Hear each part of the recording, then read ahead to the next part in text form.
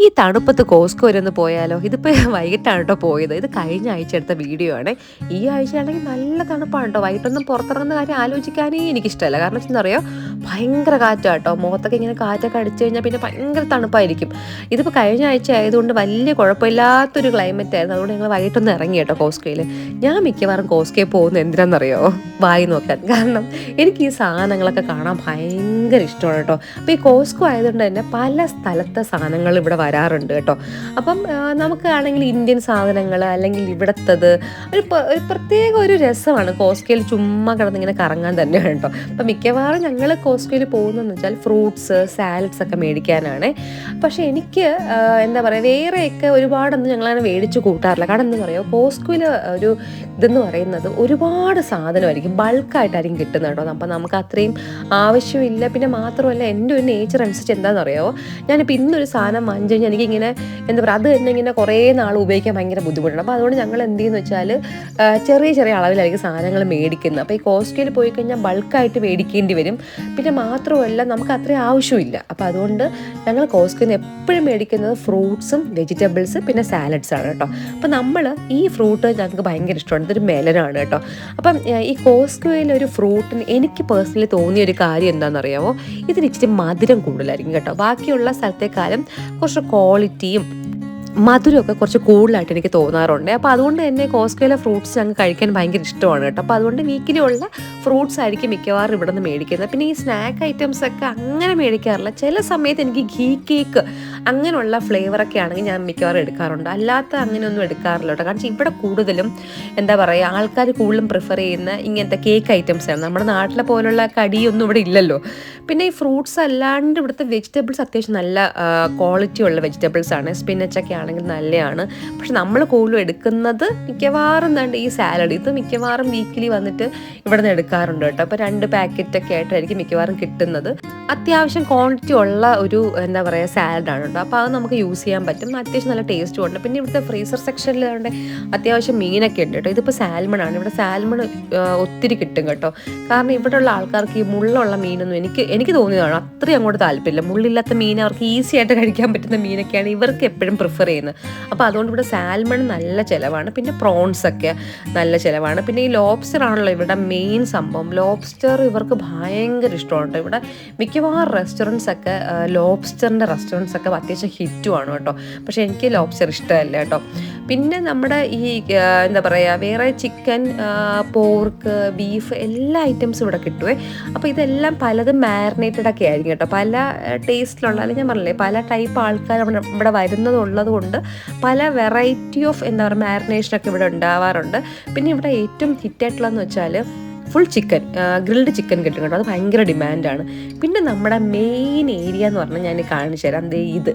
ഇത് ഞങ്ങളുടെ ഒരു എന്താ പറയുക ഒരു ഇഷ്ട വിഭവമാണ് കേട്ടോ. നോക്കിക്കേ, നമ്മുടെ പൊറോട്ട, നമ്മുടെ നാട്ടിൽ കിട്ടുന്ന അതേ ടൈപ്പ് പൊറോട്ടയാണ് കേട്ടോ. ഭയങ്കര ടേസ്റ്റാണ് കേട്ടോ. നമ്മുടെ നാട്ടിൽ കിട്ടുന്ന നമ്മൾ അടിച്ച് ഉണ്ടാക്കുന്ന പൊറോട്ടയില്ലേ, അതുപോലത്തെ പൊറോട്ട തന്നെയാണ്. ഇതൊന്ന് ചൂടാക്കിയിട്ട് അത്യാവശ്യം എണ്ണയൊക്കെ തേച്ച് എടുക്കുവാണെങ്കിൽ നമ്മുടെ നാട്ടിൽ കിട്ടുന്ന അതേ ടേസ്റ്റിൽ കിട്ടും കേട്ടോ. അതുകൊണ്ട് ഈ പൊറോട്ട ഭയങ്കര ഡിമാൻഡുമാണ്. നമ്മൾ പോകുമ്പം മിക്കവാറും നമുക്ക് കിട്ടാറൊന്നുമില്ല കേട്ടോ. ചില സമയത്ത് കിട്ടും, ചില സമയത്ത് കിട്ടാറില്ല. പിന്നെ ബാക്കി എന്താ പറയുക, മിക്ക ആൾക്കാർ നമ്മുടെ ഫ്രണ്ട്സൊക്കെ ആണെങ്കിൽ അപ്പോൾ നമ്മൾ അവർക്കും വേണ്ടിയൊക്കെ എടുത്ത് വെക്കാറുണ്ട് കേട്ടോ. കാരണം അത്രയും ഡിമാൻഡുണ്ട്. പിന്നെ ഈ ചിപ്സൊക്കെ നോക്കിക്കേ, എന്ത് വലിയ പാക്കറ്റാണെന്ന് നോക്കിക്കേ. ഇത്രയൊന്നും നമുക്ക് ആവശ്യമില്ല. അതുകൊണ്ട് നമ്മൾ പിന്നെ ചിപ്സ് ഒന്നും എടുക്കാറില്ല. പിന്നെ എന്താണെന്ന് വെച്ചാൽ, പിന്നെ ഇവിടുത്തെ ആൾക്കാർക്ക് ഈ ചിപ്സൊക്കെ ഭയങ്കര ഇഷ്ടമാണ് കേട്ടോ. അപ്പോൾ അതുകൊണ്ട് അതൊക്കെ നല്ല ചിലവുമാണ്. പിന്നെ എനിക്ക് എന്താ പറയുക, അത്യാവശ്യം പിന്നെ നമ്മൾ എടുക്കുന്നത് എന്താണെന്ന് വെച്ചാൽ പാലെടുക്കാറുണ്ട്, പിന്നെ അല്ലെങ്കിൽ തൈര് എടുക്കാറുണ്ട്. പക്ഷെ നമ്മൾ ഇന്ന് അതൊന്നും എടുത്തിട്ടില്ല കേട്ടോ. പിന്നെ നിങ്ങൾ ശ്രദ്ധിച്ചാൽ അറിയാൻ പറ്റും, ആ ഒരു എന്താ പറയുക സാധനങ്ങളൊക്കെ വച്ചേക്കുന്ന രീതി കണ്ടോ.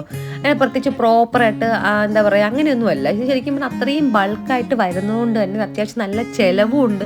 ഈ വരുന്നതും പോകുന്നില്ല ഇവർ. അതുകൊണ്ട് തന്നെ പാലറ്റോട് കൂടി തന്നെയാണ് കൊണ്ട് വെക്കുന്നത് കേട്ടോ. ഭയങ്കര ചിലവാണ് കേട്ടോ. ഇതിപ്പം എന്താ പറയുക, ഈ സാധനങ്ങളൊക്കെ തീരുന്നതേ അറിയില്ല. കാരണം നമ്മുടെ ഈ സിറ്റിയിലാണ് ഈ കോസ്കോ ഉള്ളത്. അതുകൊണ്ട് തന്നെ അടുത്തുള്ള ഏരിയാസിൽ നിന്നുള്ള ആൾക്കാരൊക്കെ ഇവിടെ വന്ന് പർച്ചേസ് ചെയ്യും. അതുകൊണ്ട് തന്നെ നല്ല തിരക്കാണ് കേട്ടോ. വീക്കെൻഡ്സ് ഒക്കെ ആണെങ്കിൽ ഇവിടെ നമുക്ക് വരാൻ പോലും പറ്റാത്ത തിരക്കാണ്. ഇതൊരു മസാല സെക്ഷനാണ് കേട്ടോ. ഇതിലൂടെ നമുക്ക് എല്ലാ സ്പൈസസും എല്ലാ ഹെർബ്സും ഒക്കെ കിട്ടും കേട്ടോ. കാരണം ഇവരുടെ സാലഡ്സിൽ അല്ലെങ്കിൽ ഇവരുണ്ടാക്കുന്ന ഫുഡിലൊക്കെ ഈ ഹെർബ്സിന് ഭയങ്കര ഇമ്പോർട്ടൻസ് ആണ് കേട്ടോ. നമ്മളെപ്പോലെ അത്രയും എന്താ പറയുക, നമ്മളെപ്പോലെ എനിക്ക് എപ്പോഴും തോന്നിയിട്ടുണ്ട് ഇവർക്ക് അങ്ങനെ ക്ഷമയില്ല.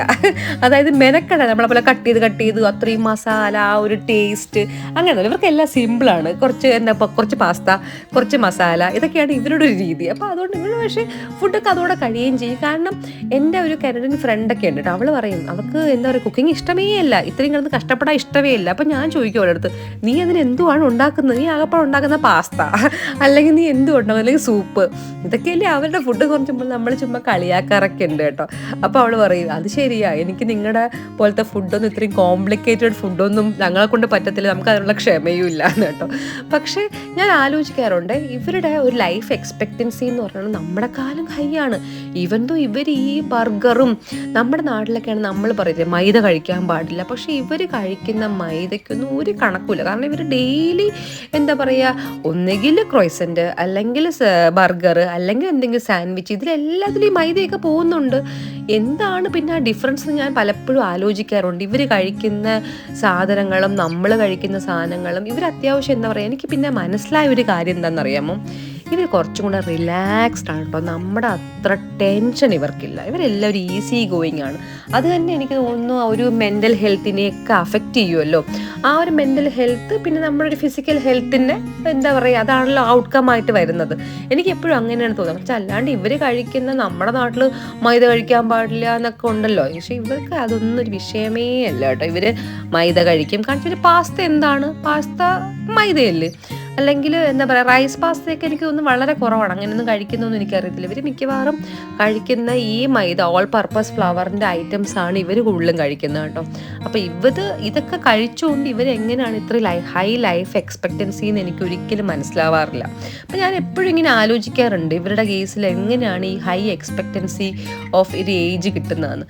പിന്നെ ഈ കോസ്റ്റ്കോയിൽ അടുത്ത അഡ്വാൻറ്റേജ് എന്താണെന്നറിയാമോ, പുറത്തിറങ്ങുമ്പോൾ ഫുഡുണ്ട് കേട്ടോ. ഇത് ആക്ച്വലി ഫുഡെന്ന് പറയുന്നത് നമ്മൾ പേ ചെയ്യണം, പക്ഷെ അത് വളരെ കുറഞ്ഞൊരു പൈസയാണ്. അപ്പം ഇതിന് ഹോട്ട് ഡോഗ് ട്രൈ ചെയ്ത് കേട്ടോ. ഞാൻ ആക്ച്വലി ഇതൊന്നും എനിക്ക് അത്രയ്ക്ക് താല്പര്യമില്ല കേട്ടോ, ഈ ഹോട്ട് ഡോഗും കാര്യങ്ങളൊന്നും. അപ്പം എനിക്ക് അത്ര ഇമ്പ്രസീവ് അല്ല ഈ കാര്യങ്ങൾ. അപ്പം ഇതിനത് കഴിച്ചു, അത്യാവശ്യം നല്ല ടേസ്റ്റ് ഉണ്ടായിരുന്നാണ് പറഞ്ഞ്. അപ്പം അത്രയേ ഉള്ളൂ. ഇതാണ് ഞങ്ങളുടെ കോസ്റ്റ്കോ വ്ളോഗ്. അപ്പം ശരി, ടാറ്റാ.